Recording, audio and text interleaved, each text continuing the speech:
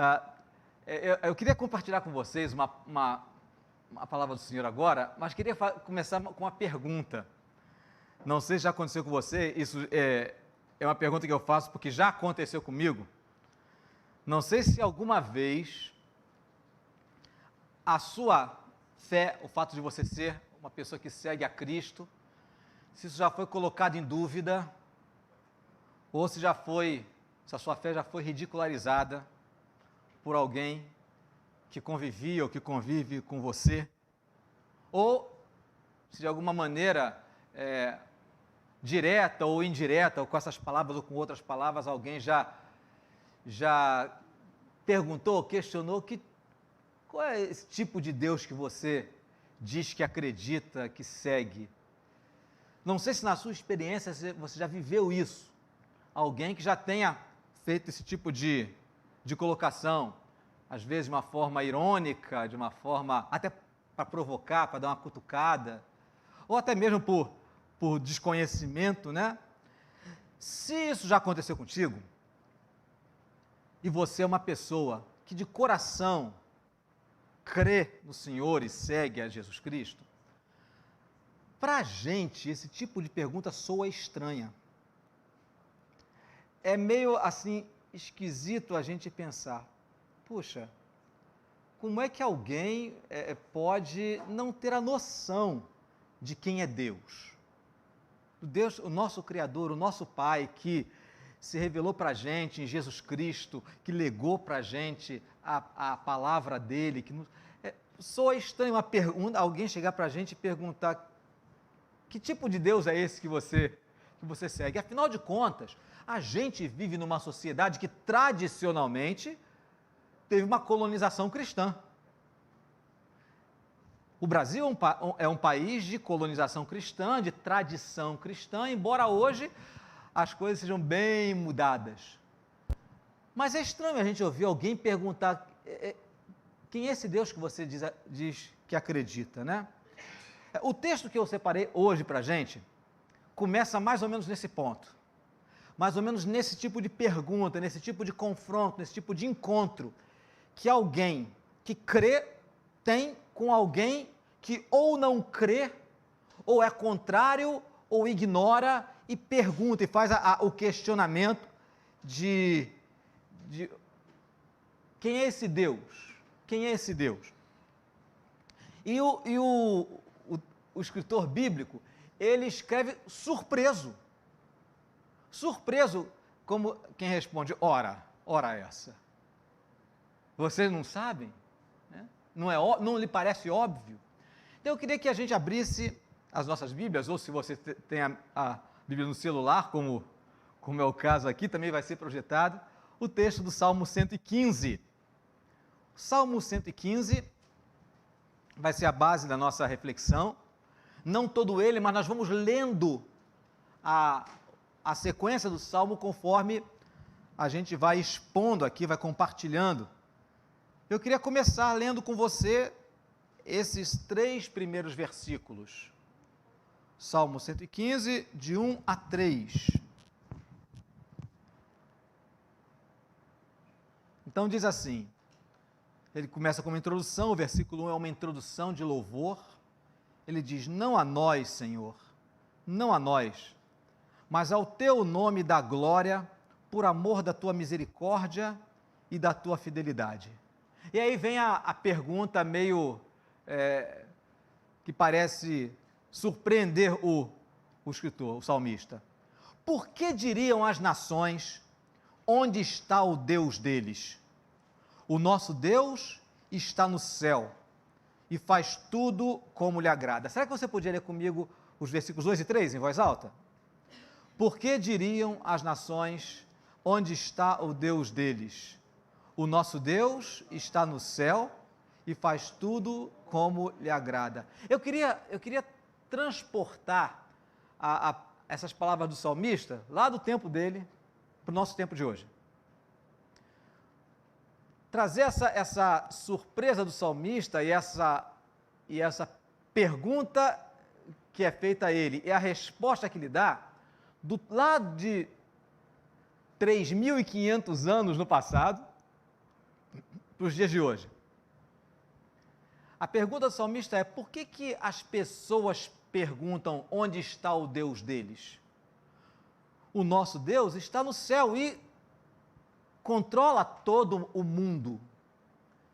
O que o salmista está falando é que é óbvio para ele, o Deus a quem ele serve, que o Deus a quem ele serve é o Senhor de tudo, de absolutamente tudo. O nosso Deus está no céu e faz tudo como lhe agrada. Então, como eu falei para você, eu queria transportar esse tipo de pergunta que, de uma forma ou de outra, pode ser feita para nós. Talvez não exatamente com essas palavras. Onde é que está o seu Deus? Mas pode até ser com essas palavras bem incisivas. Mas, mesmo que ela não seja feita claramente, existe uma necessidade de todas as pessoas de saber, de conhecer a razão da vida de todo ser, que é conhecer a Deus, que é se relacionar com Deus, que é ter a motivação e o propósito da sua vida descoberto a partir dessa relação com aquele que criou tudo e a todos nós. E hoje sustenta, como cantamos aqui, que tem os olhos sobre nós, que está atento a nós, que aquele Deus cujo olhar coloca para fora de nós, né, expõe o que está dentro do nosso coração. É uma necessidade verdadeira de todo ser humano, porque quando as pessoas não conhecem aquele que é o núcleo, a origem e a razão da vida, a vida acontece sem muito propósito. Nessa semana, talvez uma semana pré-eleição, o tema mais falado não foi brasileiro. O tema mais falado dessa semana foi argentino, que foi a morte do Maradona. E eu estava vendo alguns comentários, não há dúvida nenhuma que o Maradona, na minha opinião, foi o segundo maior jogador de futebol da história. Segundo maior jogador, sou brasileiro, né? Então, os argentinos acham que ele é o maior. Não há dúvida, um gênio, era uma alegria ver o Maradona jogar, a habilidade que ele tinha. Mas, na verdade, aquele que na Argentina é considerado um deus, tem até uma igreja do Maradona na Argentina. Isso é até uma igreja do Maradona. Era alguém que precisava se encontrar com Deus. Porque o padrão de vida dele, com todas as possibilidades, com toda a genialidade, com todos os recursos que ele sempre teve, a sua vida foi muito instável, foi muito errática, né? Esse é apenas um exemplo de uma personalidade. Imaginem um encontro aqui, né, de Maradona com Jesus Cristo. A vida de todo ser humano precisa ter esse encontro. Por isso essa pergunta, mesmo que ela não seja feita de uma forma clara, ela precisa ser provocada e respondida. Eu acho que essa pergunta acontece na nossa experiência, nos nossos contatos com os nossos amigos, com as pessoas com quem a gente convive. A gente pode ouvir essa pergunta de pelo menos de 3 maneiras. A primeira é a pergunta que é feita realmente por ignorância espiritual. Por pessoas que realmente gostariam de conhecer a Deus, mas que não sabem, não conseguem. Eu já encontrei com uma ou outra pessoa, já convivi com uma ou outra pessoa que dizia algo do tipo assim: puxa, eu gostaria de ter a fé que você tem, mas eu não tenho, mas eu não consigo. Já teve alguém assim na sua relação? Que tenha dito, eu gostaria, vejo você, que bonito, né? Mas eu simplesmente não consigo acreditar, essa fé não está no meu coração. Então, são pessoas que realmente não conhecem, admitem que não conhecem, admitem que ignoram e fazem a pergunta até com honestidade e com sinceridade. Existe um segundo tipo, né? A segunda razão para as pessoas fazerem esse tipo de pergunta, onde está o seu Deus? Aí já de uma maneira provocativa, de uma maneira em forma de zombaria, de forma arrogante.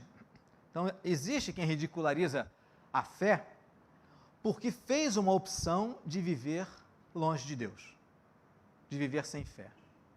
Parece que é esse o caso que o salmista está citando aqui. Pessoas de nações, que dizem, onde está o Deus deles? Como quem diz, eles, nas guerras eles estão apanhando, estão muitas vezes sendo derrotados, que nação fraca, onde está o Deus deles? Aquela postura arrogante, provocativa. E aí então, diante dessa experiência, aí então o salmista joga duro, né? O salmista bate forte. Quando ele vê que as nações estão perguntando, não porque queiram conhecer a Deus, mas porque fizeram uma opção de estar distante de Deus, de estar vivendo para outros deuses, tendo outros deuses e recusando, rejeitando o verdadeiro Deus, aí então o salmista é muito explícito, é muito claro, e são os versículos seguintes, a partir do versículo 4, em que o salmista diz assim: os ídolos das nações são prata e ouro, obras de mãos humanas, têm boca e não falam, têm olhos e não veem, têm ouvidos e não ouvem, têm nariz e não cheiram, têm mãos e não apalpam, têm pés e não andam, som nenhum lhes sai da garganta.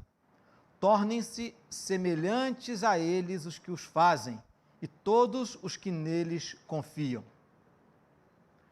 É claro que na época, na antiguidade, do Antigo Testamento, os deuses eram retratados mesmo naqueles ídolos, nas grandes estátuas, né, nos templos que eram construídos nas nações, com diversas estátuas, e muitas nações, a maioria das nações, a quase totalidade das nações, tinham vários deuses cada uma. Então, o que o salmista está falando aqui é realmente contra essa idolatria da estátua, da imagem. Por isso que ele diz que eles têm olhos, boca não falam, olhos não veem, têm ouvidos não ouvem, nariz não cheiram, mãos não apalpam, têm pés, mas não saem do lugar. Então ele está falando por uma realidade de adoração da sua época. Embora ainda exista no nosso dia a dia, nos nossos tempos, esse tipo de idolatria que ele descreve aqui, ainda existe, a gente sabe que ainda existe, né? Adoração a ídolos, e até mesmo no nosso contexto brasileiro, nosso contexto de Rio de Janeiro, existe isso. A nossa sociedade também produziu outros deuses que não são necessariamente deuses de estátua, deuses que têm uma representação física, mas que ocupam na mente, no coração e na vida real das pessoas a posição de deuses. A posição que é central na vida. Porque o que é Deus? O que é um Deus? Deus é tudo aquilo em que eu coloco a minha confiança. Deus é tudo aquilo em que eu coloco a minha dependência, seja ela emocional, seja ela de subsistência. Deus é aquilo que ocupa o centro dos meus interesses. Porque, por definição, e isso vale para qualquer crença, não apenas a crença cristã, Deus ou deuses têm que estar num lugar de destaque, num trono, numa posição especial. Deuses são centrais na experiência das criaturas. Então, qualquer coisa que nós, criaturas, colocamos no centro da nossa experiência, como ponto central da nossa vida, como plataforma do nosso significado, de nós nos entendermos, é aquilo que nós adoramos como Deus, mesmo que a gente não chame de Deus. A nossa sociedade criou muitos deuses, né? Existem os deuses caricatos, né? Os deuses com manifestação física, com identificação física, Mas, por exemplo, há os deuses sem imagem, e que nós sabemos os perigos que esses deuses representam, mas que são muito adorados, são colocados no panteão, nos altares da nossa sociedade. Amor ao dinheiro é um Deus muito presente na nossa sociedade. Hipersexualidade. Hipersexualidade. Não estou falando de sexualidade, porque a sexualidade é uma bênção divina, mas a vida centrada na sexualidade se torna um Deus.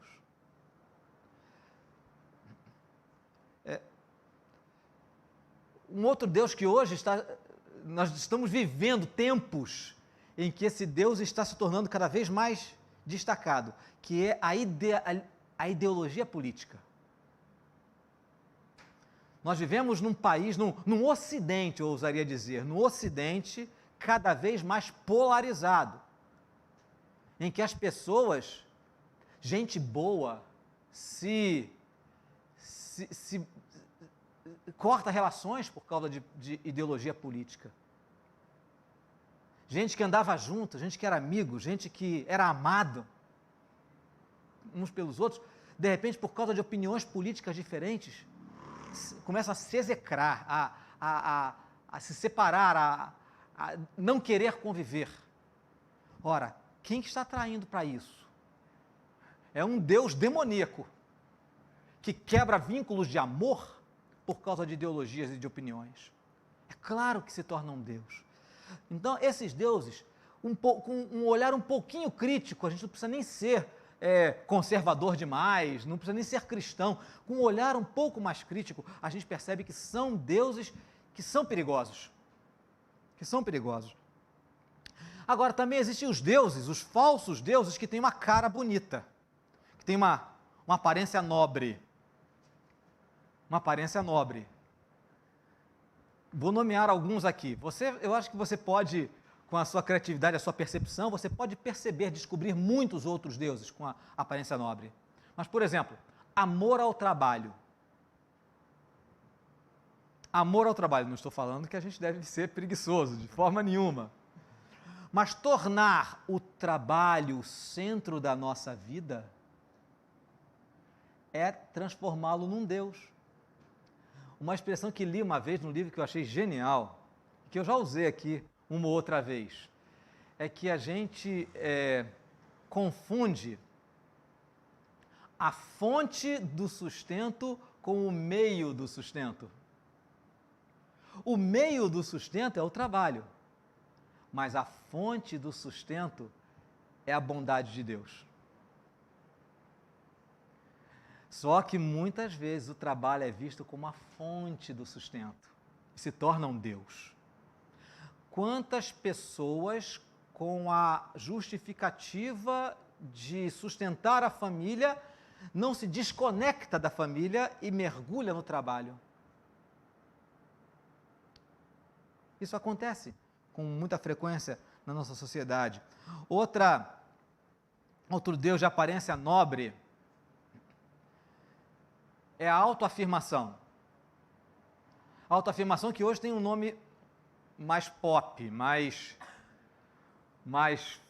está na moda.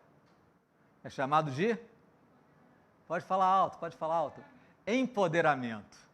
Está virando um Deus. Autoafirmação. Por conta dessa autoafirmação, se deixa de lado valores como o amor ao próximo, a compreensão, a aproximação, a unidade, o fato de que todos nós somos iguais diante de Deus. E a autoafirmação tem se tornado um Deus com cara nobre. Outro Deus que também tem uma boa aparência é a popularidade. A popularidade. Quantos likes você tem recebido nas suas postagens? Quanta gente fica para baixo quando posta uma coisa nas redes sociais, espera ter muitos likes, muitos compartilhamentos, quando não tem, murcham, ficam abatidos, tem gente que deprime por conta disso, porque acha que as pessoas não gostam dele ou dela porque não não foram lá, não visitaram, não compartilharam a postagem, não deram like.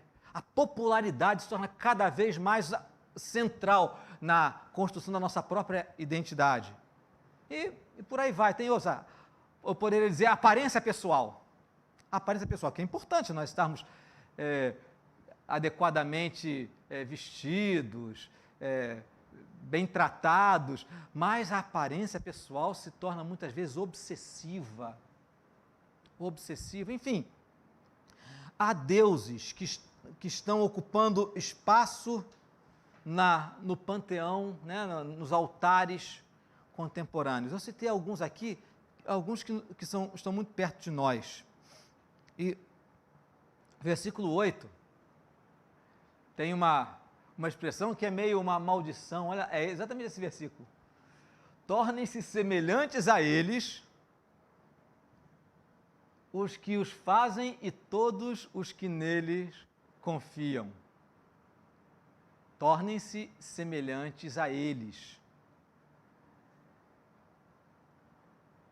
Isso na verdade, é o estilo antigo de dizer, já que você quer seguir esse Deus, que você acabe sendo parecido com ele. No caso aqui, tem boca, mas não falam, tem olhos, mas não veem, né? Tem mãos, mas não apalpam. Então a ideia do salmista é essa, já que você quer seguir esse Deus, que você siga esse Deus e se torne uma pessoa inerte. Mas existe um outro aspecto que é impressionante, não precisa haver esse tipo de maldição, porque é impressionante como isso se torna uma realidade natural. A minha personalidade, ela começa a se misturar com aquilo que eu adoro. A personalidade humana, ela é fluida, então ela acaba realmente se tornando semelhante àquilo que a gente adora, ao ponto de me tornar a forma humana daquilo que às vezes não tem uma representação física. Um exemplo bem simples, a turma das antigas, hoje não é nem tão popular, embora todos nós conheçamos, a figura do tio Patinhas. Esse é antigo. Tio Patinhas é a figura do avarento, da pessoa que ama o dinheiro e, pelo menos até alguns anos passados, quando se falava de gente avarenta, a ideia era do tio Patinhas, a pessoa que ama o dinheiro, que está apegada ao dinheiro. E a gente acaba se tornando realmente gente avarenta. Pessoas que amam o dinheiro são marcadas pela falta da generosidade. E que é exatamente a forma concreta de manifestação desse Deus. A avareza, uma pessoa que quer tudo para si, que não compartilha, é uma personalidade que está sendo moldada pelo Deus amor ao dinheiro. Isso acontece com relação à aparência física. Pessoas que acabam se sujeitando a dezenas de operações plásticas ao ponto de ficarem deformadas. Isso é até uma caricatura realmente, mas é um fruto do endeusamento da aparência. Mas isso acontece de formas muito mais sutis. Eu usei expressões extremas, mas isso pode acontecer com a gente de formas muito sutis.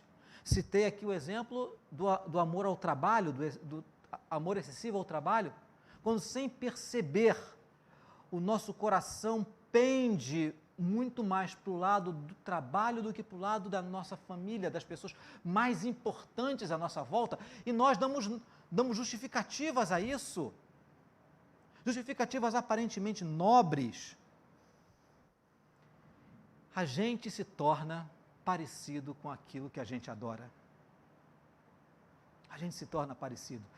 E o que é pior, a gente se torna parecido quando a gente adora um Deus distorcido, a gente se torna distorcidamente parecido. Porque nós não fomos feitos para adorar outro Deus.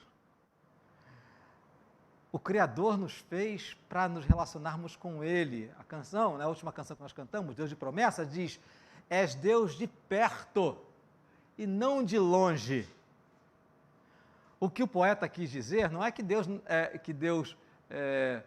não está longe, não. Está dizendo que Deus não quer ficar alheio à existência das suas criaturas. Deus é um Deus relacional. É isso que a Bíblia nos mostra o tempo todo,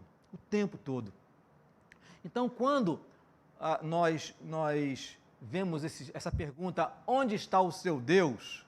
E essa pergunta nos vem de pessoas que adotaram outros deuses e que não querem seguir o Deus verdadeiro, então a gente entende e lamenta que as pessoas façam esse tipo de colocação zombeteira, arrogante. Mas existe uma terceira razão pela qual as pessoas perguntam: onde está o seu Deus? E essa terceira razão eu queria poder omitir, mas não posso. Tem gente que pergunta onde está o seu Deus por falta de ver Deus na vida daqueles que podem apresentar esse Deus. Existem pessoas que perguntam onde está o seu Deus porque convivem com a gente e, embora devessem naturalmente ver a pessoa de Jesus Cristo, que é o nosso Deus, transpirando na nossa maneira de viver, isso não está acontecendo. Esse ponto é central para a gente hoje. Esse ponto é um calcanhar de Aquiles da nossa vida. Me parece que hoje existe carência de pessoas que realmente sejam a cara de Jesus na sociedade. Não o Jesus caricatural que o universo evangélico brasileiro tem refletido. Não o Jesus ridículo, mas o Jesus revelado nas Escrituras. O Filho de Deus, nosso Messias, nosso Salvador, nosso Senhor, que veio ao mundo por amor a nós e se entregou por amor a nós, deu a sua vida, viveu a sua vida e morreu para nos religar a Ele, para que os nossos pecados sejam perdoados e a gente possa descobrir nessa vida, não apenas para o além, mas nessa vida que é possível, é viável, é plenamente desejável conhecer Deus e andar com Ele aqui. É esse Jesus que precisa ser revelado através de mim, através de você, que diz, nós que dizemos que somos de Jesus Cristo. Nós aqui no templo somos algumas pessoas, bem menos do que éramos antes da pandemia. Pela internet, talvez estejam acompanhando esse culto, muito mais gente que caberia aqui dentro. Nosso templo aqui cabe cerca de 100 pessoas.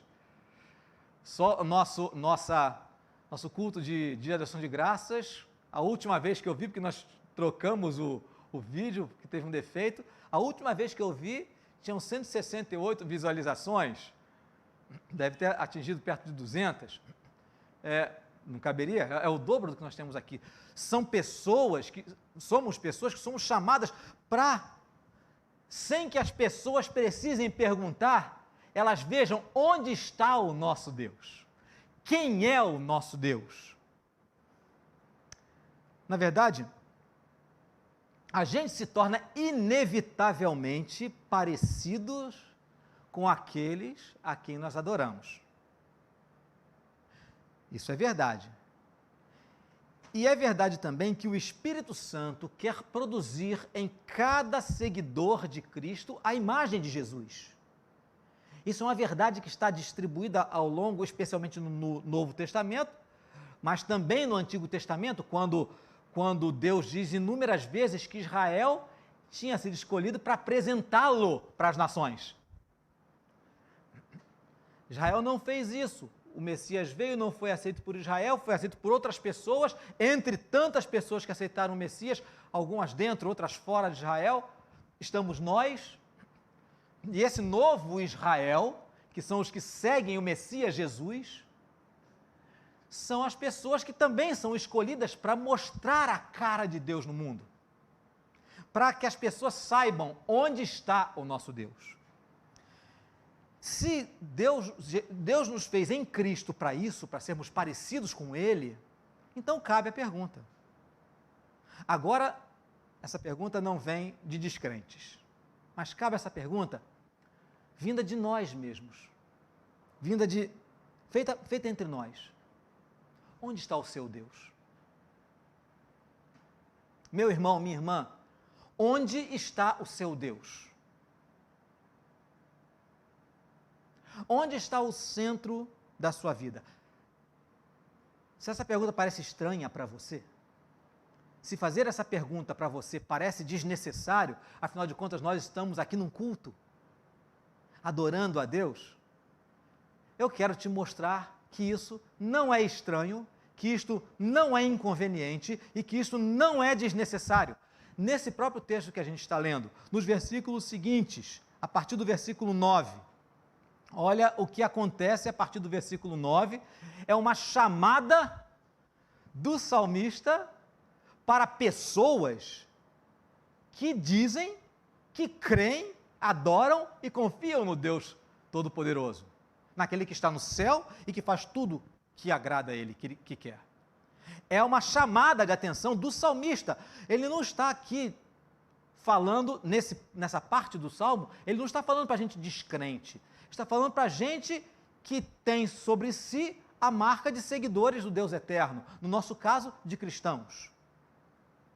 Ele diz assim: ó Israel, confie no Senhor, Ele é o seu amparo e o seu escudo.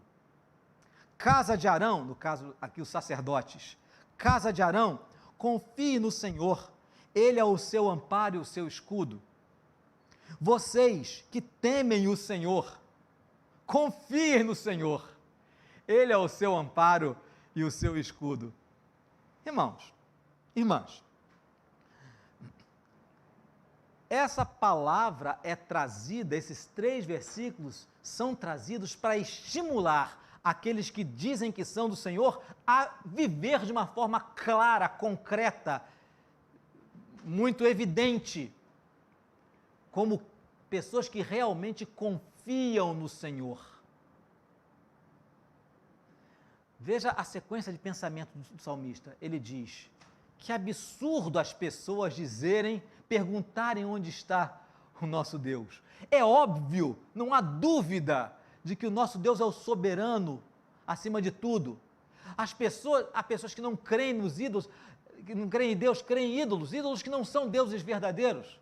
Se envolvem tanto com eles que vão acabar se tornando como eles.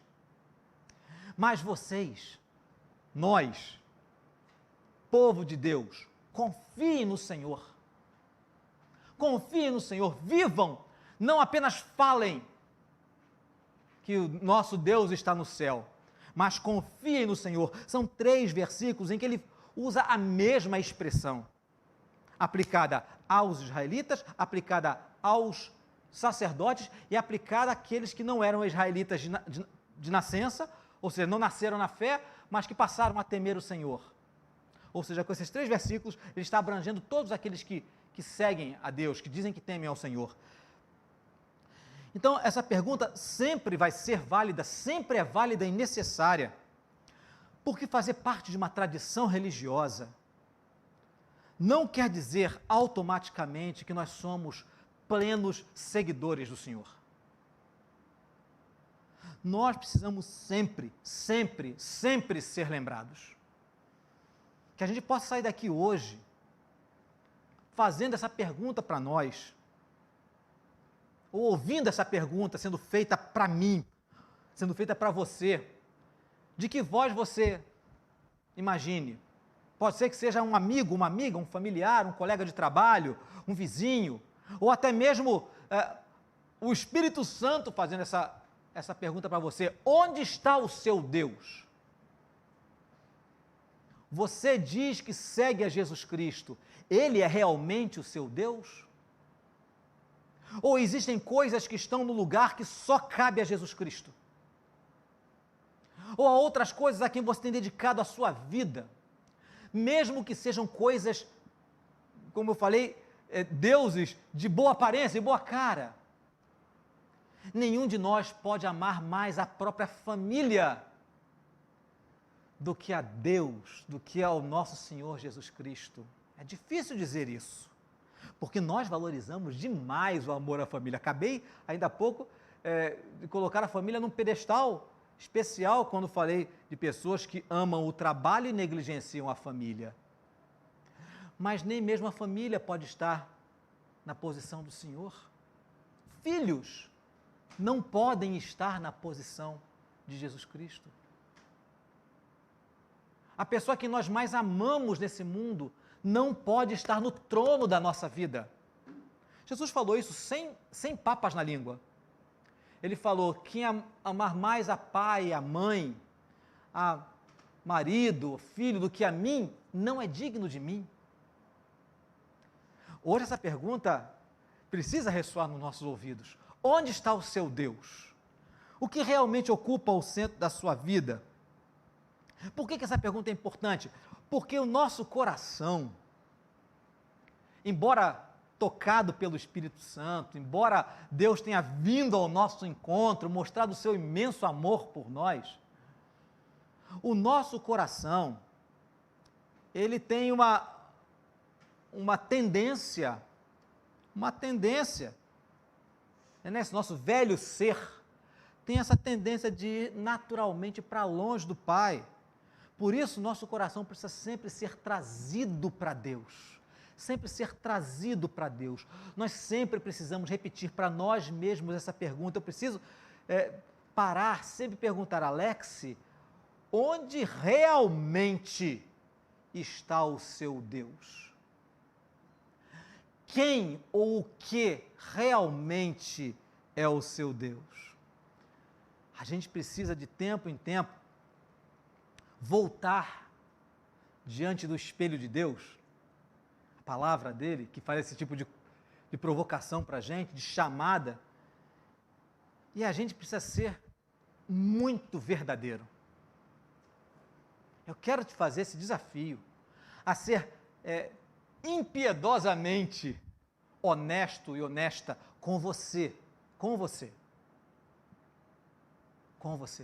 se colocar diante do Senhor e olhando para a sua vida, analisando sua própria maneira de viver, a maneira como você tem se comportado, as prioridades da sua vida, e perguntar para você, ou como se fosse uma pergunta de fora, mas perguntar: onde está o meu Deus? Será que, sem perceber, eu tenho deixado de adorar o meu Deus, né? O meu Deus, o Senhor Jesus Cristo, e voltado, às vezes sem perceber, às vezes não é intencional, a gente vive tão ligado à nossa sociedade, que às vezes, sem perceber, nosso coração começa a se voltar para outros altares. Por isso a pergunta do salmista hoje não é uma pergunta de descrentes para crentes, mas é uma pergunta que o próprio Espírito Santo faz para nós: onde está o seu Deus? Onde está o seu Deus? A autoanálise é algo muito difícil, muito pouco praticado por nós, de uma maneira geral, não só por nós cristãos, mas de uma maneira geral, mas é fundamental para uma vida saudável em todos os sentidos. Então, o que eu quero lhe convidar a fazer, a gente sempre termina a mensagem trazendo para você alguma coisa concreta para você colocar em prática, para a gente colocar em prática aquilo que a gente compartilhou aqui. Então, eu queria trazer para você uma forma muito simples de lidar com esse conceito de hoje, que é o conceito da autoanálise, de onde está o seu Deus? Irmão, irmã, em nome de Jesus, não seja superficial no tratamento dessa pergunta. Ah, mas eu vou na igreja, meu Deus é Jesus. Não seja superficial. Olhe se a sua prática corresponde a essa sua intenção. Olhe se as suas prioridades correspondem a isso que você diz viver e crer. Isso não é algo para eu fazer por você. Eu não posso, ninguém pode fazer, ninguém melhor que você pode fazer isso por você mesmo, por você mesma. Seja, como eu falei, impiedosa com você mesmo. E aí então, se você é uma pessoa que se inscreveu para receber as nossas meditações diárias, que é o Meditare, todo final de tarde, as pessoas que estão inscritas recebem no seu WhatsApp um versículo ou 2 versículos bíblicos com 1 ou 2 perguntas exatamente para fazer isso, para fazer reflexão. Se você não se inscreveu, é só mandar um WhatsApp para a igreja, o WhatsApp sempre fica, nosso WhatsApp está aí na descrição do vídeo. Você pode mandar, se inscrever e dizer, eu quero receber o Meditare. Hoje à tarde, nós vamos mandar um Meditare sobre esse tema, sobre esse assunto. Hoje, assim, por volta das 5, entre 5 e 6 horas, é geralmente o horário em que a gente manda o Meditare para que você reflita amanhã. Leia, use o que você vai receber hoje para te ajudar nessa autoanálise, te ajudar a responder: quem tem sido o meu Deus? Termino falando algo que falei no início. As pessoas precisam de gente que apresente Deus para elas. Essas pessoas somos nós, aqueles que têm sido privilegiados com o Evangelho de Jesus. Mas só pode apresentar às pessoas quem é Deus aqueles que efetivamente têm o Senhor Jesus como centro da sua vida. Porque senão nós vamos apresentar para outras pessoas não o Senhor Jesus na sua pureza, na sua verdade, mas nós vamos apresentar uma caricatura que nós chamamos de Jesus, mas que na verdade é um outro tipo de Deus travestido de Jesus Cristo. É o que a gente tem visto tanto no universo evangélico brasileiro. Uma fantasia de Jesus. Um Jesus que absolutamente não corresponde ao Deus maravilhoso que se apresentou pelas Escrituras. Coloca o teu coração diante do espelho do Senhor, que é a palavra.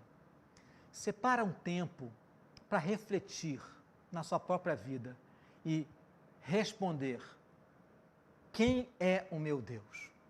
Se nesse processo você perceber que, na verdade, o trono da sua vida tem sido dividido, o altar da sua vida tem sido dividido com outros deuses, é momento de expulsar os deuses. Esses deuses podem ser até coisas boas, se não forem colocadas no centro da sua vida. Muitas dessas coisas são presente do verdadeiro Deus para abençoar a você. A família, o trabalho, a saúde, as amizades, são coisas, são presentes dados por Deus, mas que não podem ocupar o trono da nossa vida. Então, irmão, quero lhe convidar, irmão e irmã, a pensar sobre isso. E agora que a gente vai caminhando para o final desse nosso encontro de adoração, esse culto ao Senhor, eu quero te convidar a uma palavra de oração. Mais uma palavra de oração sobre isso. Você se coloque com sinceridade diante de Deus. E talvez com essa oração você possa começar esse seu processo de autoanálise. Pergunta para você mesmo, antes que alguém pergunte para a gente: quem é o seu Deus? Esse é o Deus a quem você serve? A sua maneira de viver é o Deus a quem você serve? Antes que alguém nos pergunte, às vezes com um tom acusatório, e às vezes muito apropriadamente acusatório. Vamos entrar nesse caminho hoje, agora, de autoanálise, de perguntar para nós mesmos. Então, eu quero te convidar a curvar sua cabeça nessa hora, para orarmos juntos. Vou dar alguns segundos para você fazer essa pergunta para o seu coração. É uma pergunta que não vai ser respondida agora plenamente, mas que a gente comece essa caminhada hoje, aqui, nesse momento, de procurar saber quem é o meu Deus. Feche seus olhos, vamos orar em silêncio por alguns instantes, depois eu quero orar com você.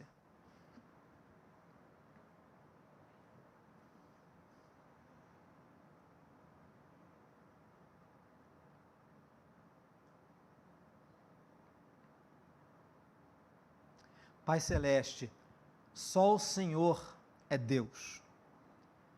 Não existe um outro Deus além do Senhor.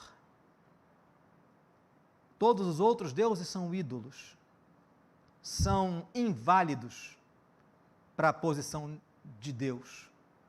Só existe um trono, e esse trono é onde o Senhor está entronizado, e que esse trono esteja nas nossas vidas. Mas, Senhor, a gente reconhece como tantas vezes a gente tem falhado, e às vezes a nossa alma imperceptivelmente escorrega para distante do Senhor. Nossos olhares ficam seduzidos e, sem que a gente perceba, vão se sentindo atraídos por outros deuses tão interessantes, mas que não são capazes de preencher a vida como só o Senhor pode fazer. Tem misericórdia de nós que somos chamados pelo Teu nome, que temos o nome de Jesus nas nossas vidas e levamos conosco o nome de Jesus. Tem misericórdia de nós, porque mesmo tendo sido tocados pela Tua graça, nós somos frágeis e às vezes modificamos o foco da nossa vida. Ó Senhor, restaura a Tua imagem em nós. Permite que cada um de nós que estamos agora participando desse culto, sejamos pessoas que gradualmente vão se tornando mais parecidos com Jesus e revelando mais profundamente quem realmente é o nosso Deus. Usa a cada um de nós, Senhor, transforma as nossas vidas, reajusta o nosso olhar na Tua direção.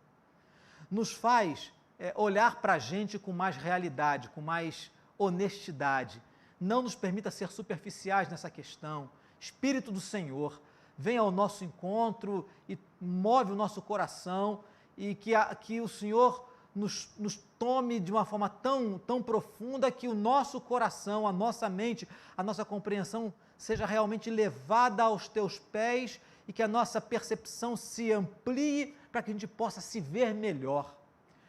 E para que o Senhor também mova a nossa vontade na Tua direção. Para que o Senhor realmente, verdadeiramente, seja o nosso Deus.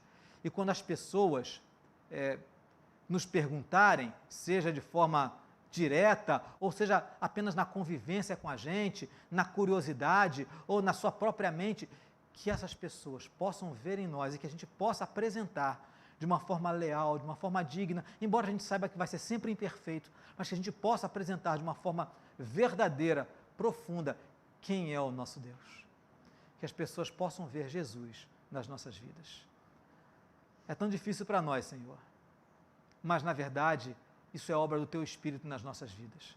A gente sabe que se a gente se colocar diante do Senhor com sinceridade e transparência, o Senhor faz essa obra de transformação em nós. E é com essa confiança, não na nossa fé, não na nossa firmeza, na nossa constância, mas é confiando no Senhor, na Tua graça, no Teu poder, na Tua capacidade de pegar pessoas tão instáveis, imperfeitas como nós e transformar em pessoas parecidas com Jesus, é que nós nos apresentamos ao Senhor agora. E que o nosso coração seja trabalhado pela ação gloriosa, bondosa e cheia de poder e graça do Teu Espírito Santo.